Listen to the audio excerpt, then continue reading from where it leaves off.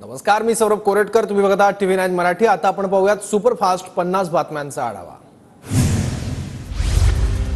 छत्रपती संभाजीनगरमधील क्रांती चौकात ठाकरे गटाचं आंदोलन. अंबादास दानवेंच्या 5 दिवसांच्या निलंबनाचा ठाकरे गटाकडून निषेध. पंकजा मुंडेंकडे 96 लाखांची स्थावर तर 6 कोटींची जंगम मालमत्ता. पंकजा मुंडेंवर 2,74,89,000 कर्ज. उमेदवारी अर्जातील प्रतिज्ञापत्रातून माहिती समोर. मनोज जरांगेंना Z+ सुरक्षा देण्याची मराठा संघटनांची मागणी. छत्रपती संभाजीनगरच्या जिजाऊ चौकात मराठा संघटनांचा रास्ता रोको. मराठा क्रांती मोर्चातील अनेक पदाधिकारी आंदोलनात सहभागी. बीडच्या परळीतील सरपंचावरील गोळीबार प्रकरणी अजित पवार गट आक्रमक. आमदार रोहित पवारांनी केलेल्या वक्तव्याप्रकरणी कारवाई करण्याची आंदोलकांची मागणी. वनगंगा नळगंगा नदीजोड प्रकल्पामुळे 3 लाख हेक्टर जमीन ओलिताखाली येईल. 426 किलोमीटरची नवीन नदी तयार होऊन विदर्भाचं चित्र बदलणार. विधान परिषदेत नदीजोड प्रकल्पाविषयी देवेंद्र फडणवीसांची माहिती. मी स्वतः कधीही विधानसभेला उभा राहणार नाही. माझ्या पक्षाचे उमेदवार विधानसभा लढवतील. रासपच्या महादेव जानकरांची भूमिका. सोलापूरच्या माळशिरसमध्ये महायुतीचा कृतज्ञता मेळावा संपन्न. मेळाव्याला माजी खासदार रणजितसिंह नाईक निंबाळकर यांची उपस्थिती.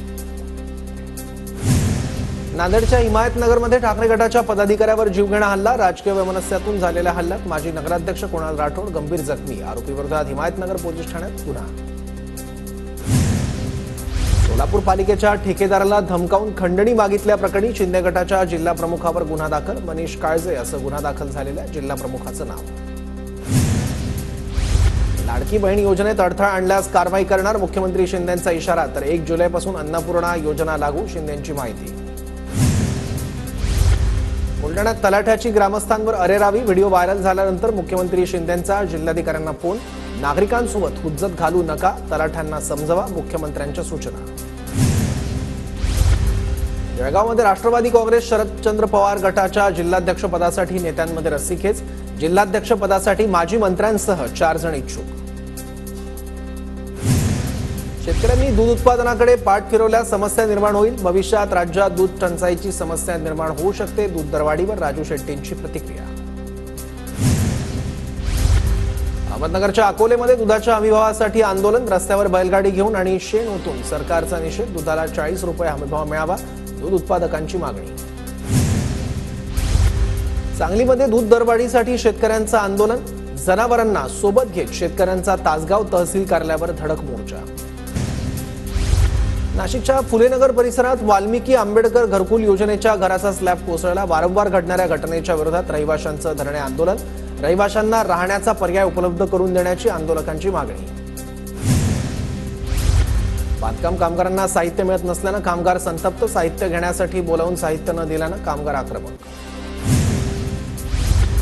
गडचिरोली जिल्ह्यातील स्वस्त धान्य दुकानदारांची जिल्हाधिकारी कार्यालयापुढे निदर्शनं. अतिदुर्गम भागात धान्यसाठा वेळेवर पोहोचत नसल्यानं व्यवसायाला फटका.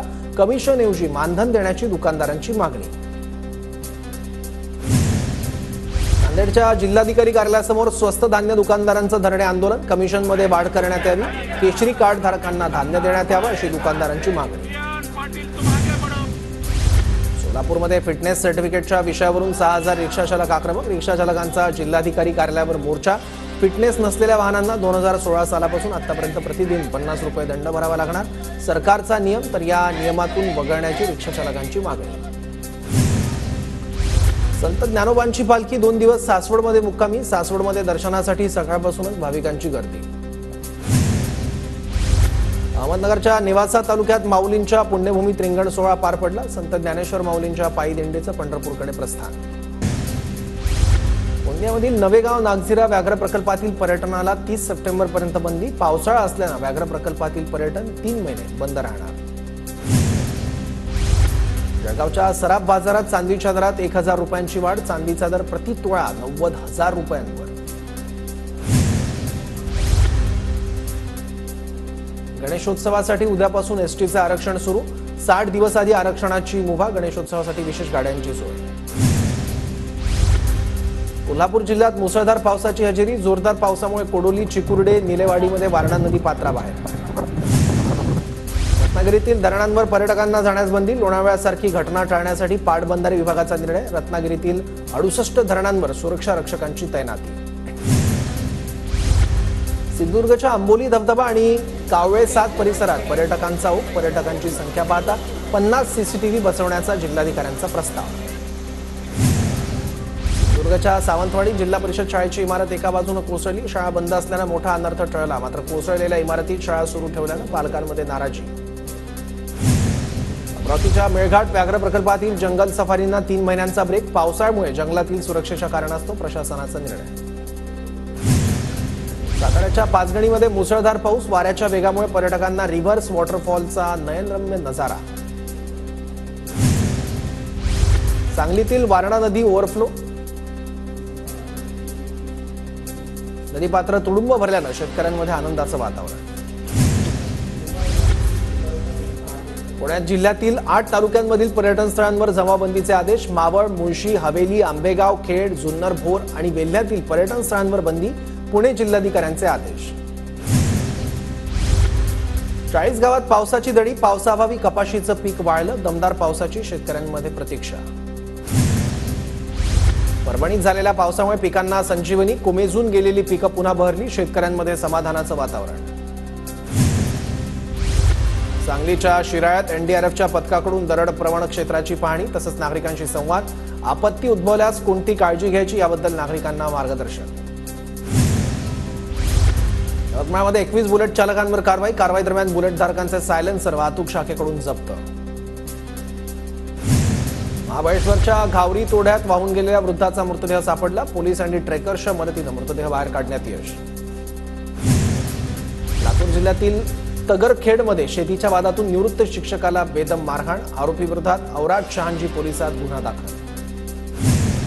बुलढाणा जिल्ह्यातील खामगाव बाजार समितीतील सुरक्षा रक्षक घोटाळा प्रकरण. आरोपी संचालक, सभापती आणि सचिवासह 16 जणांना अटकपूर्व जामीन मंजूर.